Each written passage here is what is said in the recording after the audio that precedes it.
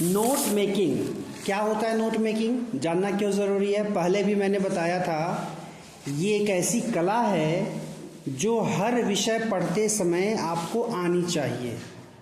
कोई भी विषय आप पढ़ें, केवल इंग्लिश नहीं, इवन आप साइंस पढ़ रहे हैं, सोशल साइंस पढ़ रहे हैं, whatever subjects you are studying, you need this skill. क्योंकि अगर मान लीजिए कि आप 10 पेज का कुछ पढ़ रहे हैं तो उस 10 पेज का हर पेज, हर लाइन उतनी इम्पोर्टेंट नहीं है। उसमें से कई बातें आपको पहले से मालूम होती हैं। कुछ बातें हैं जो बहुत महत्वपूर्ण होती हैं, जो शायद आपको मालूम नहीं, या नई बातें जो आपको मालूम चली हैं, जो आपको लगता है कि याद करनी ज़रूरी हैं, तो उनको आप अंडरलाइन करते हैं, उनको आप मार्क करते हैं, हाईलाइटर यूज़ करके उसको हाईलाइट कर देते हैं। उन्हीं सारी चीज़ों को उठा करके एक जगह आप नोट्स बना लें। कहते हैं ना, नोट्स बनाते हैं हम, तो जो आप नोट्स बनाते हैं वही तो है नोट मेकिंग। उसमें कुछ बहुत स्पेशल नहीं करना होता, बस जो आपको इम्पोर्टेंट लगे आप उसको वहाँ से उठा लीजिए, अलग अलग पॉइंट बना करके, बुलेट पॉइंट्स बना करके उसको नोट कर लीजिए, हो गई नोट मेकिंग। अब बस यही है कि कोई काम लाम जैसा कर देना, लाम मतलब लेमैन की तरह, हाँ, फॉर्मेलिटी के बतौर, और दूसरा उस काम को कौशल पूर्वक करना, स्किलफुल तरीके से करना, दोनों में अंतर है। For skill you need training, and for training you need this particular topic in your syllabus. क्या है note making? An important study skill, एक विशेषता है पढ़ाई करने की। Also helps us at work. We need to draw the main points of the material we read. जो भी हम पढ़ते हैं उसके मेन पॉइंट्स को अगर हम जॉट डाउन कर लें, नोट डाउन कर लें, it's difficult to remember large chunks of information. यानी बहुत ज़्यादा बल्क में एक साथ चीज़ों को याद करना मुश्किल होता है, तो इसलिए हम उसको क्या करते हैं, पॉइंट्स वाइज बुलेट पॉइंट्स बना करके, या जिस तरह से हमें समझ में आता है हम वो कर लेते हैं। एग्जाम्पल के बतौर पेज 76 पर आपको दिया है, बाकायदे एक पूरा लंबा पैराग्राफ दिया है, और देखिए उसमें कुछ चीज़ें अंडरलाइन की हुई हैं, ठीक है, और उसके बाद स्टेप वाइज उसको समझाया है। क्या समझाया? पहला क्या काम करना है? Notice that the important information has been underlined.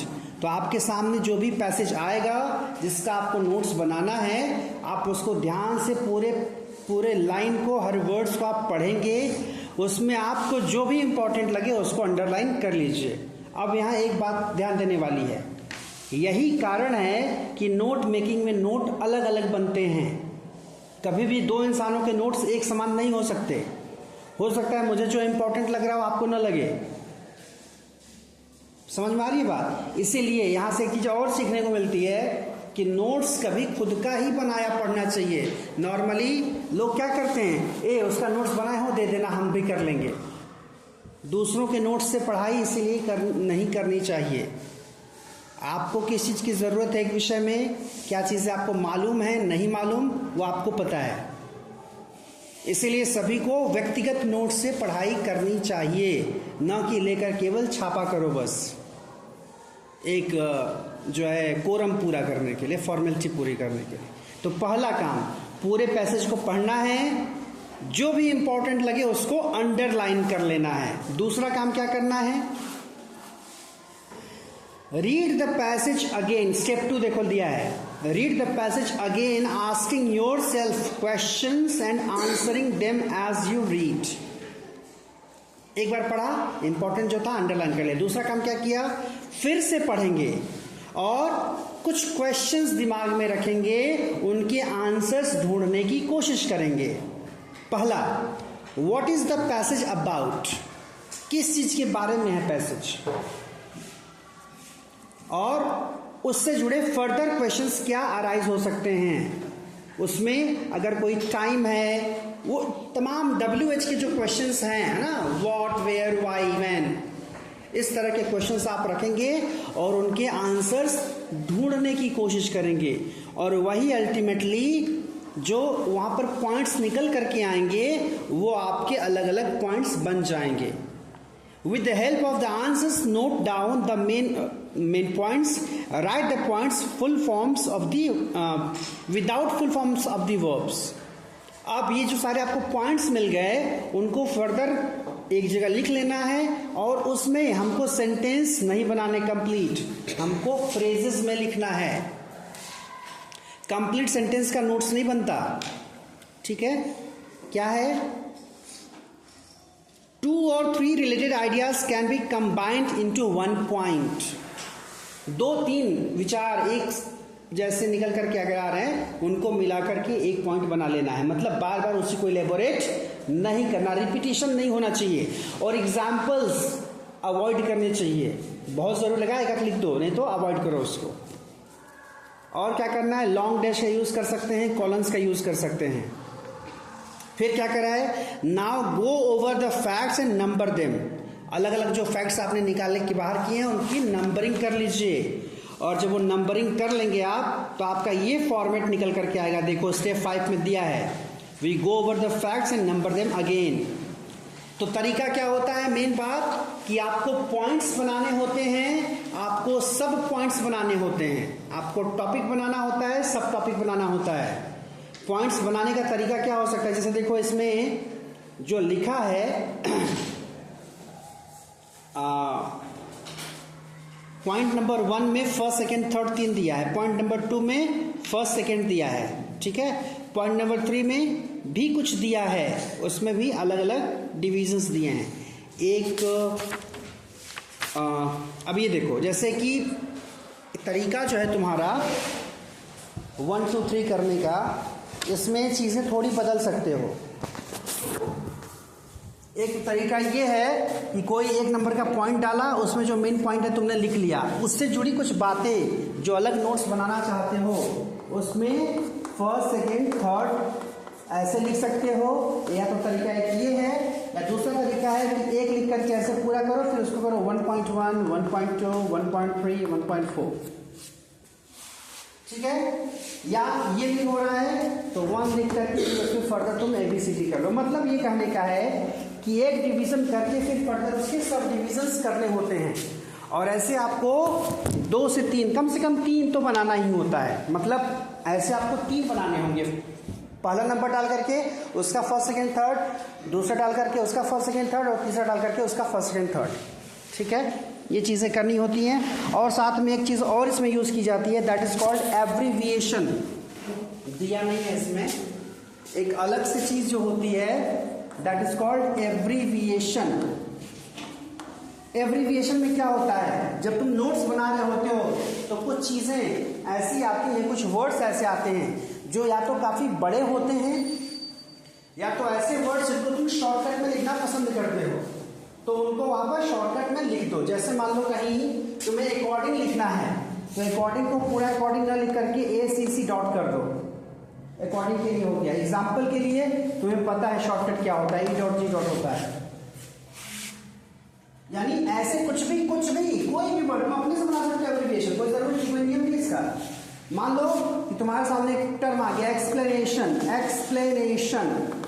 अब तुम अपने नोट मेकिंग में इसको इतना बड़ा नहीं लिखना चाहते, तुम केवल EX करके ही लिखना चाह रहे हो, कोई दिक्कत नहीं, EXP कर दो. एक्सप्लेनेशन की जगह पर EXP लिख दो. करना क्या होता है, पूरा नोट जब बन जाएगा 1 2 3 करके, उसमें लास्ट में नीचे में आकर के तुम एब्रिविएशन को एक डब्बे में बनाते हो. यहाँ पर लास्ट में डब्बा बनाओगे और लिखोगे एब्रिविएशंस.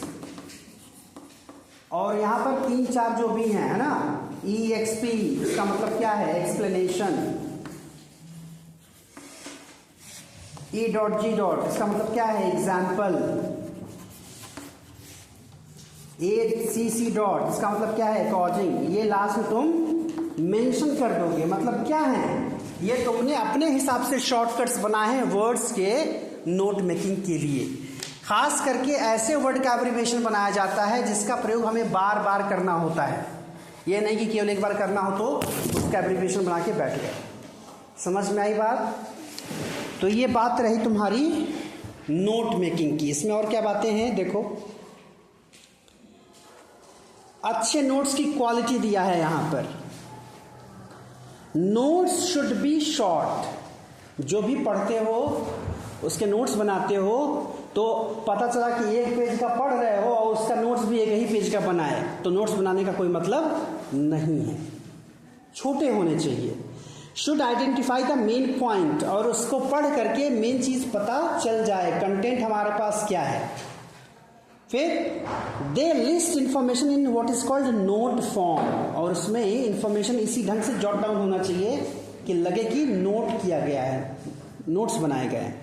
और पहले बताया they are written only in phrases, phrase का यूज करेंगे। जैसे अगर कोई सेंटेंस आता है उसमें राम गोज टू स्कूल ऐसे करके, तो ये पूरा सेंटेंस नहीं लिखा जाएगा। अगर उसका नोट्स बनाना होगा तो क्या होगा, गोइंग स्कूल। समझ में आ रही बात? यानी पूरा सेंटेंस नहीं, उससे जो मेन चीज समझ में हमको दिमाग में लानी है, फ्रेज का यूज करना है, उसको नोट्स के रूप में लिख देना। जैसे हेडिंग बनाते हो ना, हेडिंग में क्या करते हो, अगर तुम्हें हेडिंग बनाने आती है तो तुम्हें नोट्स बनाने आ जाएगा। कोई भी पर्टिकुलर टॉपिक की जो तुम हेडिंग बनाते हो, तो क्या कभी भी कोई हेडिंग कंप्लीट सेंटेंस में होती है? नहीं होती। या याद करो, कभी भी तुम एप्लीकेशन लिखते हो, कभी भी कोई आवेदन लिखते हो, तो आवेदन में जो विषय होता है तुम्हारा सब्जेक्ट, तो वो कभी भी एक कंप्लीट सेंटेंस में नहीं होता, फ्रेज में होता है। छुट्टी के लिए प्रार्थना पत्र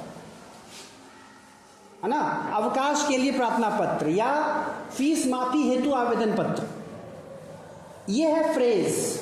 वहां ये नहीं लिखते कि मैं फीस माफी के लिए आवेदन पत्र लिख रही हूं या लिख रहा हूं, ऐसा नहीं लिखा जाता। मेरी बात समझ में आ गई? तो वो जो आप टॉपिक के रूप में सिलेक्ट करते हो, वही हर नोट्स के पॉइंट में आपको उसी ढंग से यूज करना होगा। तो इसलिए समझ जाओ कि जब ये सब नहीं है तो इसका मतलब हमें इज आर एम का यूज करने का कोई मतलब नहीं है, वर्ब्स का यूज करने का बहुत मतलब नहीं है। जो ये ऑक्सिलरीज हैं, हेल्पिंग वर्ब्स हैं या मॉडल वर्ब्स हैं, उनके यूज का कोई मतलब नहीं है। हमें केवल फ्रेज लिखने हैं। तो फ्रेज में ऑब्वियसली ज्यादातर क्या आएगा, या तो नाउन आएगा या तो एडजेक्टिव आएगा, या वर्ब आकर आएगी तो मेन वर्ब आएगी। और क्या है, information is logically divided and subdivided by the use of figures और लेटर्स। वही बताया मैंने, फिगर्स और लेटर्स का मतलब पॉइंट वाइज करना है तुमको। जब उसका डिवीजन करोगे, सब डिवीजन करोगे, तो 1.1, 1.2, 1.3 या 1 का फर्स्ट सेकेंड थर्ड ऐसे करके, या ABCD करके। देखो समझाया भी है। अच्छा, इसमें भी देखो क्या बोल दिया कि मेन सेक्शन को 1 to 3 कर लो, सब सेक्शन को 1 to 3 जो है रोमन वाला वो कर लो। सब सेक्शन है, उसमें भी अगर पॉइंट बनाना है तो उसको ABC कर लो। ये तुम्हारे ऊपर है, ये कोई हार्ड बाउंड रूल नहीं है, तुमको जिसमें कंफर्टेबल हो वैसे बनाओ। और क्या है,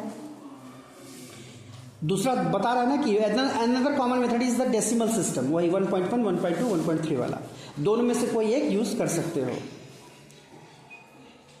Abbreviations and symbols are freely used. Articles, prepositions and conjunctions are omitted.